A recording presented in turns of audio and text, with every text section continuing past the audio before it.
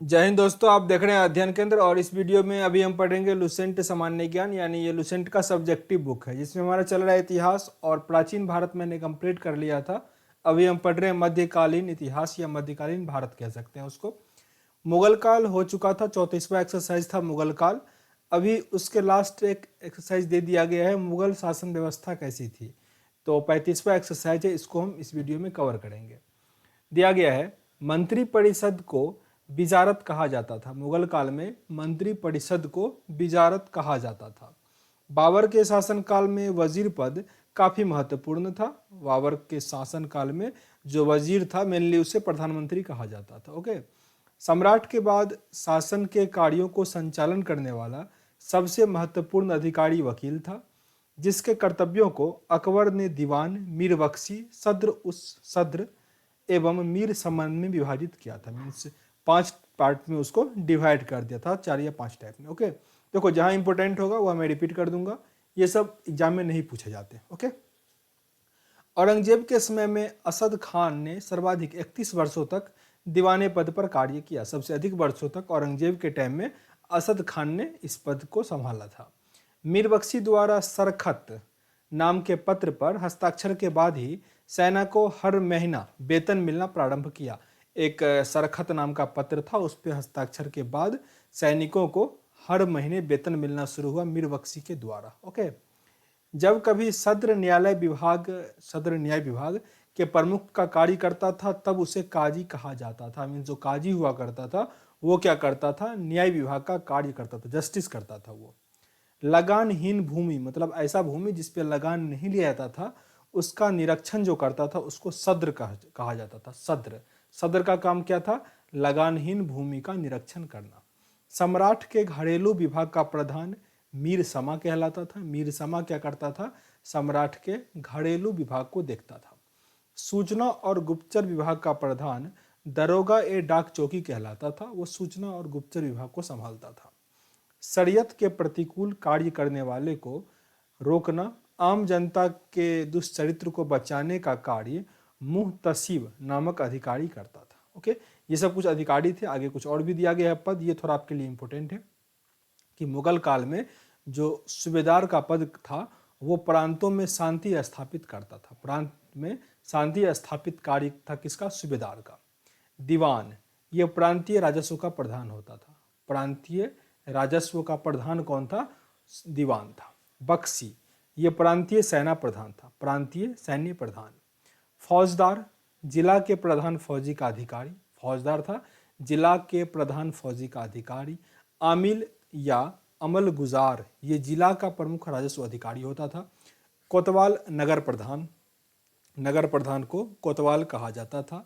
सिकदार, ये परगाने का अधिकारी था। और फिर आमिल, ये ग्राम के कृषकों को प्रत्यक्ष संबंध बनाना एवं लगान निर्धारित करना किसका काम था, आमिल का था। प्रशासन की दृष्टि से मुगल साम्राज्य का बंटवारा सूबे में, सूबे के सरकार में, सरकार का परगाना या महाल में, महाल का जिला में, फिर दस्तूर और फिर ग्राम में बंटे गए थे। प्रशासन की सबसे छोटी इकाई हमेशा की तरह ग्राम था, जिसे मावदा या दीह कहते थे। मालवा के अंतर्गत छोटी छोटी बस्तियों को नागला कहा जाता था। सबसे छोटी इकाई कौन सी थी, ग्राम थी, वो आपके लिए इंपॉर्टेंट है। शाहजहां के शासनकाल में सरकार एवं परगना के मध्य चकला नाम की नई इकाई स्थापित की गई थी। भूमि कर के विभाजन के आधार पर मुगल साम्राज्य की समस्त भूमि 3 वर्गों में विभाजित थी। एक था खालसा भूमि, जो प्रत्यक्ष रूप से बादशाह के नियंत्रण में था। मीन्स जो बादशाह का भूमि, जिसे हम सरकारी जमीन आजकल कहते हैं, वो क्या था, खालसा भूमि कहलाता था, खालसा। जागीर भूमि, ये तनख्वाह के बदले दी जाने वाली भूमि। मीन्स पहले क्या होता था कि कोई अगर आर्मी है या कोई मीन्स ऐसे पोस्ट पे है, मीन्स मुगल शासक के टाइम में या कहीं से भी, तो वो क्या करता था, उसको वेतन के बदले ज़मीन देता था खेती करने के लिए। उसको जागीर भूमि कहा जाता था। मुहावरा में सुने भी होगे कि अपनी जागीर समझ रखे हो क्या, तो क्या हुआ कि उसको मीन्स तनख्वाह के रूप में वो दिया जाता था। सरगल या मदद ए मसा, यह अनुदान में दी गई लगानहीन भूमि थी। इस पर लगान नहीं लिया जाता था। इसे मिल्क भी कहा जाता था। थोड़ा याद रखना इसको, 3 टाइप का जो भूमि था उसको। आगे दिया गया है, शेरशाह द्वारा भू राजस्व हेतु अपनाई जाने वाली पद्धति राय का उपयोग अकबर ने किया था। भू राजस्व के लिए अपनाई जाने वाली पद्धति राई का उपयोग सबसे पहले किसने किया? अकबर ने किया। ओके, अकबर के द्वारा कारोड़ी मीन्स ये राई जो है प्रोसेस चलवाया था शेरशाह, लेकिन अगर मुगल शासक की बात करें तो उसको अकबर ने यूज किया था। अकबर के द्वारा करोड़ी नामक अधिकारी की नियुक्ति 1573 ईस्वी में की गई थी। इसे अपने क्षेत्र में 1 करोड़ दाम वसूल करना होता था, मीन्स टारगेट रहता था 1 करोड़ का। 1580 ईस्वी में अकबर ने दहसाला नाम की नवीन कर प्रणाली प्रारंभ की। दहसाला नामक नवीन कर प्रणाली किसने स्टार्ट किया था? अकबर ने किया था। इस व्यवस्था को टोडरमल बंदोबस्त भी कहा जाता था।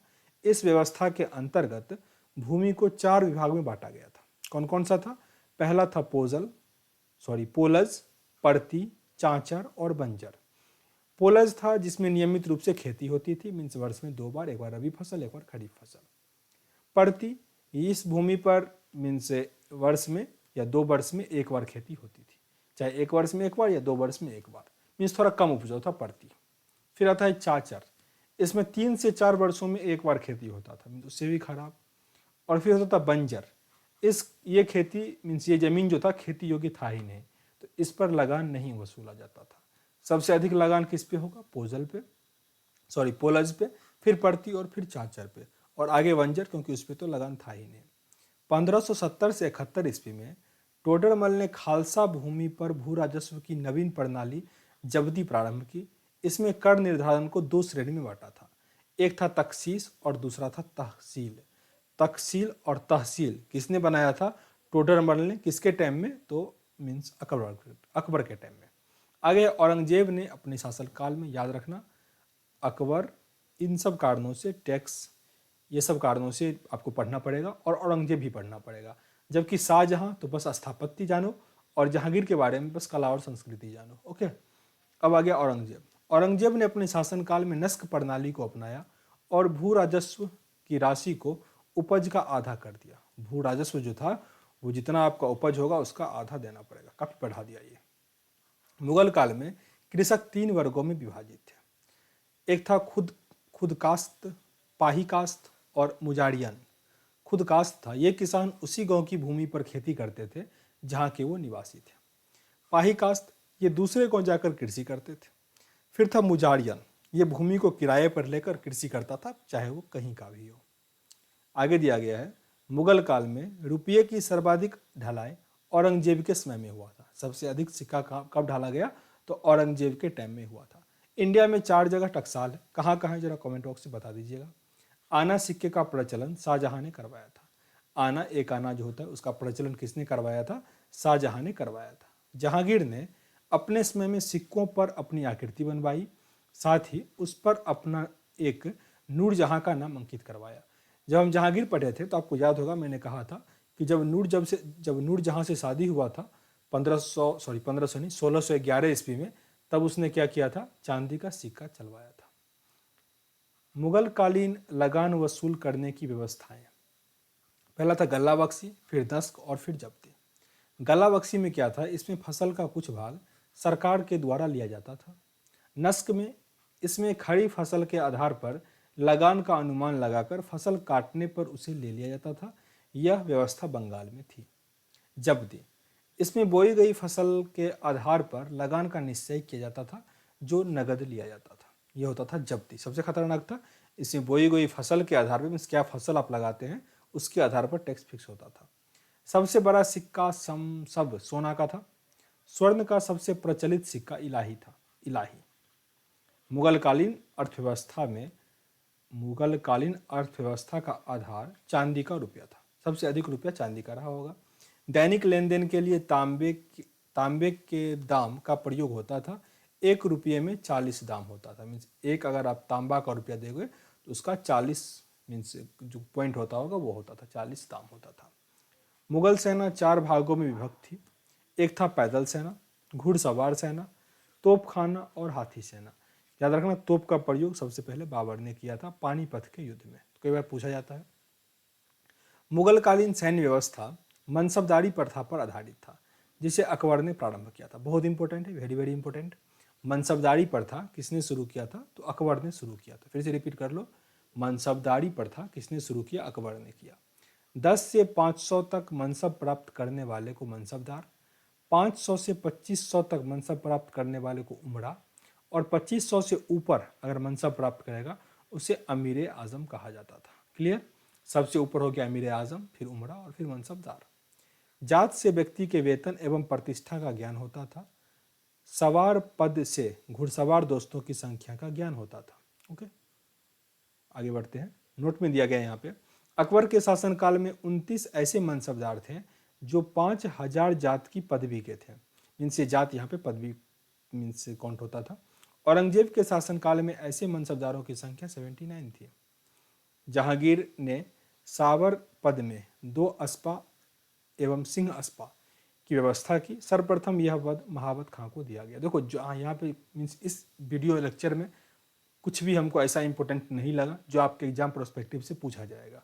हालांकि एक बार पढ़ लिया, एक बार आप लोग और इसको वीडियो को देख लेना, क्योंकि कभी कभी इसमें से कुछ प्रश्न अगर बन जाए तो ऐसा ना हो कि आप लोगों से छूट जाए। पढ़ने का मतलब यह है कि एग्जाम में ना छूटे, लेकिन इसमें कोई प्रश्न ऐसा नहीं था कि जो इससे पिछले वाले एग्जाम में पूछा गया हो। एक दो था भी, जो मनसबदारी प्रथा कहाँ से आया ये सब, तो उसका जिक्र मैंने अकबर के टाइम में कर ही लिया था, तो यहाँ भी मैंने कर दिया। जो इंपॉर्टेंट था उसको याद कर ही लेना। आगे आपका है मराठों का उत्कर्ष, उसको हम अगले वीडियो में पढ़ेंगे। सेशन अगर अच्छा लगा हो जरूर लाइक और शेयर करना। मैंने ये कहा कि नहीं पूछा तो इसका मतलब ये नहीं कि नहीं पूछा जाएगा, पूछा जा सकता है, ठीक ना। तो पढ़ना हमारा काम है, सही से पढ़ो ताकि नौकरी हो जाए। तो मिलते हैं नेक्स्ट वीडियो में, तब तक के लिए जय हिंद।